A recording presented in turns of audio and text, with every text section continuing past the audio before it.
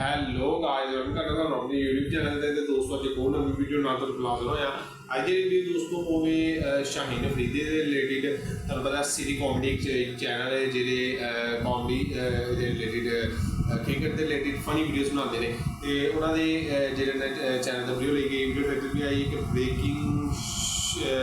Breaking Shaheen Afridi dropped episode 38398 episode title है जिस channel तक किसी कमेंट वीडियो में नेक्स्ट लगा दो उसका नाम भी लिंक है कमेंट बॉक्स में इंस्टाग्राम पेज है वीडियो लिंक भी मिलेगा तो डिस्क्रिप्शन में चैनल लाजमी सब्सक्राइब करो। उससे पहले मेरे चैनल सब्सक्राइब करो बाकी अल्बेनिया वीडियो के अलावा पाँच होगा नेक्स्ट टाइम।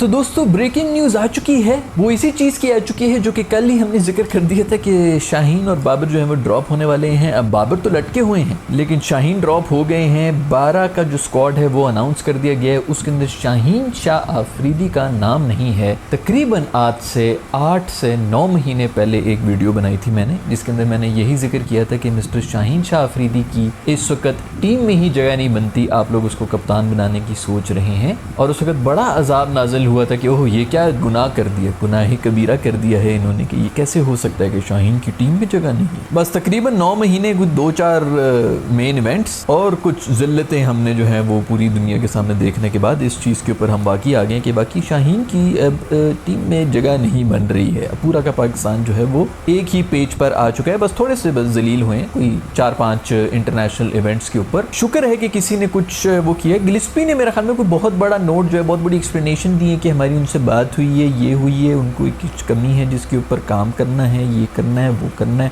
इतनी एक्सप्लेनेशन की कोई ज़रूरत नहीं है, सामने है भाई। मेरिट के ऊपर सारी सिलेक्शन होती है। आपके जो 11 प्लेयर्स हैं वो होते हैं जो सबसे ज़्यादा फॉर्म के अंदर हों। भावें अच्छे प्लेयर्स हों कि बुरे प्लेयर्स हों उसके बारे में कोई बात ही नहीं हो रही। जो 11 टॉप के आपके सबसे बेहतरीन जो इस वक्त फॉर्म के अंदर इस मुल्क के अंदर प्लेयर्स हैं उनकी टीम बनाई जाती है। ये नहीं कि बस नाम के ऊपर कि जी उन्होंने आज से 9000 साल पहले जो है वो इस ख़ानदान से थे और इस किस्म के लोग थे तो उनको अब ज़रूर हमने टीम के अंदर रखना है। पूरी दुनिया के अंदर यही होता है, जो भी अच्छा प्लेयर होता है वो अगर किसी बुरे पैच से गुजर रहा हो तो वो डोमेस्टिक में जाके वापस जो है वो रेड बॉल क्रिकेट खेल के अपने रिदम में वापस आता है, अपनी फॉर्म वापस लाने की कोशिश करता है और उसके बाद फिर से अब उसको शाहीन को दोबारा टीम में आने के लिए क्या कोई कैंपेन चलानी पड़ेगी या उसके नाम से लोग वाकिफ़ नहीं है, इंटरनेशनली लोग वाकिफ़ हैं तो वो तो उसको तो कोई प्रॉब्लम ही नहीं है कि उसको जो है वो एक दफ़ा अगर उसकी डोमेस्टिक के अंदर वो 5-5, 6-6 विकेटें लेना शुरू कर दे और रिदम में अगर बॉलिंग करा रहा हो तो हो ही नहीं सकता कि सेलेक्टर्स जो हैं वो उसको इग्नोर कर लेंगे। पुराने वक्तों में सब यही होता था। बहुत से हमारे जो नए जानने वाले हैं, जो नए नए सोशल मीडिया के भी यूज़र जो भी क्राउड आया हुआ है उनको तो पता ही नहीं है कि पुराने वक्तों में कैसे कैसे प्लेयर्स डोमेस्टिक में गए हैं, वहाँ से खेल के टाइमिंग अपनी बराबर करके रिदम अपना वापस लाकर दोबारा टीम में आ जाते हैं। ये बिल्कुल ही नॉर्मल होता है। लेकिन अब मुझे पता है कि डोमेस्टिक भी नहीं खेलेंगे।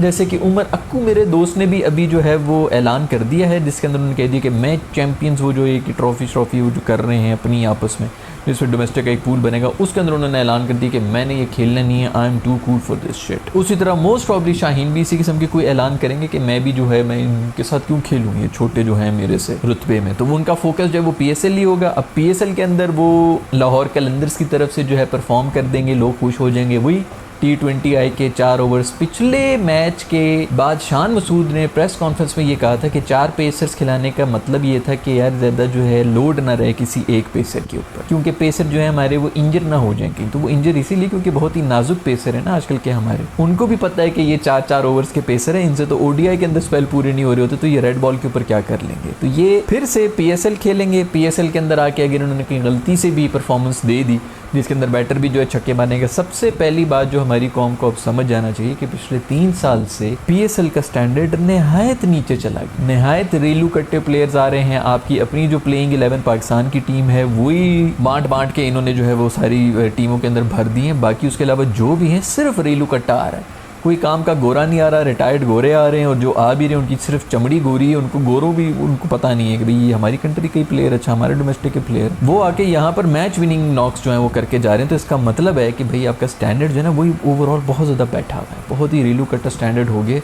PSL के परफॉर्मेंस को अब आप इंटरनेशनल टीम जो है अपनी उसके अंदर नहीं रख सकते, नेशनल टीम यानी कि जो कि इंटरनेशनल लेवल के ऊपर जाके मैचेस खेलेगी, क्योंकि अब PSL का स्टैंडर्ड ही रेलू कट्टा हो चुका है। सबसे पहले तो आपको ये एक्सेप्ट करना पड़ेगा। खैर ईगल हमारे जो हैं वो भागते हुए स्पिनर वो तो खैर साइड पर हो चुके हैं, उनकी तो बस उस फ्लाइट अब बिल्कुल कुकड़ों वाली हो गई थी, वो ईगल वाली फ्लाइट तो नहीं थी। दूसरी तरफ बाबर जो हैं वो भी लटके में, अभी तक लटके में, इनको भी एक सिर्फ मैसेज देने के लिए डोमेस्टिक में भेजना चाहिए था कि जनाब आपकी होगी क्लास होगी वटेवर, लेकिन आपको भी नीचे जाके काम करना पड़ेगा, बजाय इसके कि आप जो है वो लीग्स के लिए, कैनेडियन लीग्स और उनके लिए जो है अर्जियाँ जमा करा रहे हैं। आप इधर काम करें, यहाँ पर अपनी रिदम में आएँ, अपनी फॉर्म में वापस आएँ, बॉल जो है वो टाइम होनी चाहिए। तो ये सब कुछ इनको भी मैसेज देना चाहिए था। खैर अभी भी 12 प्लेयर्स हैं, लग तो नहीं रहा कि ये ड्रॉप होने लगे हैं, क्योंकि उसके अंदर रिप्लेसमेंट जो है वो कामरान थे, जो कि कामरान तो इस 12 बंदों की लिस्ट में है नहीं। तो बाबर की भी बारी बनती थी, लेकिन बाबर जो है वो बच गए हैं और अभी वो कप्तानी भी कर लेंगे आगे जो है वो, जो भी ODI T20 आ रहे होंगे। तो मुझे तो नहीं लगता कि वो कहीं पर भी जा रहे हैं। हमारे जो शाहीन भाई हैं उनके सुसर जो हैं 120 के ऊपर स्पीड में बॉलिंग करा रहे हैं, 120 के ऊपर इनके सुसर जो हैं वो स्पिनर होके 1-2 बॉलें मार लिया करते थे। खैर मीर हमजा मेरा ख्याल में मोस्ट प्रॉब्ली इनकी जगह जो है वो बॉलिंग करेंगे। अब जो पिच है वो इतनी ज़्यादा ग्रीन है कि अगर पिक्चर आप देखें तो आपको समझ नहीं आएगी कि इसमें से पिच कौन सी और ग्राउंड कौन सा है। ऊपर पंखे इन्होंने पेडेस्टल फ़ैन लगाए हुए, एक ज़माना था कि हेलीकॉप्टर से हवा मारी जाती थी, लेकिन खैर ये पेडेस्टल फ़ैन का साइज़ जो है वो अच्छा खासा बड़ा है। मेरा ख्याल में पिच को ही सुखाने की ज़रूरत है, तो खाली पिच पे ही फोकस है। वो हेलीकॉप्टर आके इतनी हवा मार रहा होता था कि जो तमाशाई उनकी शलवारें भी उड़ रही होती थी। तो मेरे ख्याल वो वैसे भी आउटफील्ड के लिए मेरे ख्याल में वो होता है। लोग जो है वो कंप्लेन तो कर रहे हैं कि एक ज़माने में हेलीकॉप्टर आते थे, भाई अब ये भी फ़ैन के ऊपर आ गए। तो पिच के ऊपर काम हो रहा है, इधर उधर हवा हर जगह फेंकने से बेहतर है कि जो चीज़ मैटर कर रही है उसके ऊपर हवा डाली जाए ताकि उसमें से कुछ निकाला जाए। तो इतनी ग्रीन पिच है, पता नहीं ये ढकोसला है कि नहीं है। मसला ये है कि पिछले कोई 2-3 दिन से इस्लामाबाद पिंडी के अंदर तो बारिशें हो रही हैं। सो यू नेवर नो कि पता नहीं मैच भी टाइम पे शुरू होगा नहीं होगा, अगर हो गया तो पूरे 5 दिन होंगे कि नहीं होंगे वो भी देखना पड़ेगा। अबरार मोस्ट प्रॉब्ली जो है वो टीम के अंदर वापस आ चुके हैं। बहुत बड़ी मेहरबानी है कि अबरार आ गए। अब वो मासूम वापस आ रहा है तो अब वो देख के जो ग्रीन पिच है उसकी भी चीखें निकल देंगी कि मैं इस पिच के ऊपर क्या करूँगा। लेकिन फिर भी स्पिनर एक होना चाहिए, उनके दूसरे तीसरे दिन के बाद स्पिनर्स की ही गेम शुरू हो जाती। खैर ऐसे अगर स्पिनर्स की इस पर चलता ही होता तो हमारे तो वैसे भी जितने भी पेसर्स के नाम पे आए हुए थे वो तेज़ स्पिनर ही थे, उनका तो कोई मुझे पेस तो नहीं लग रही थी। और अगर पेसर्स के लिए कुछ नहीं था तो आप उठा के देख लें, बांग्लादेशी पेसर्स जो हैं उन्हें कितनी बेहतरीन विकेटें शायद उतनी ज़्यादा नहीं ली, लेकिन बॉलिंग तो बहुत टाइट वो भी करा रहे थे। फंसाया हुआ था, पहले दिन भी जो है हमारा टॉप ऑर्डर लेके गए, दूसरी इनिंग्स में भी हमारा टॉप ऑर्डर तो पेसर ही लेके गए। पेसर से याद है कि एक और जिनको वेकअप कॉल मिलनी चाहिए वो हमारे दोस्त नसीम शाह भी हैं, जो कि मेरे ख्याल में मैच के बीच में भी टेस्ट मैच चल रहा था और आगे चीखना शुरू हो गए थे कि विकेट बहुत गंदी है, पिच बहुत गंदी है, कुछ नहीं है कुछ नहीं है। जब कुछ नहीं होता पिच के अंदर तभी आपकी बॉलिंग जो है ना वो ब्रिलियंस नज़र आती है। जब अगर पिच के अंदर ही सब कुछ हो तो फिर तो कोई भी आके बॉल करा देता है।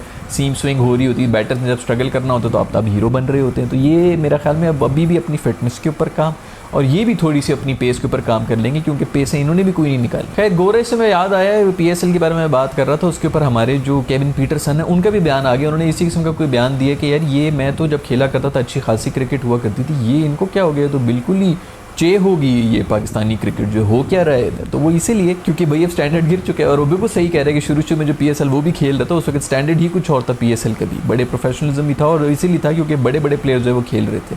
अब यही जो रेलू कट्टे प्लेयर्स थे वो एक तो भर भी गए हैं, उनको आउट करके जो आपके फिगर्स में तो आ रहा था कि 3 विकेटें, आपने देखना थोड़ी कि कौन सी 3 विकेटें हैं या किस किस्म की मैच सिचुएशन में आपने किस तरह के परफॉर्म किए। बाज़ औक़ात आपने जो है वो एक भी विकेट नहीं ली होती, लेकिन आप सबसे इंपॉर्टेंट प्लेयर आप होते हैं, आपने इतना बेहतरीन स्पेल कराया होता है कि सारी दूसरी टीम के ऊपर प्रेशर आ रहा है।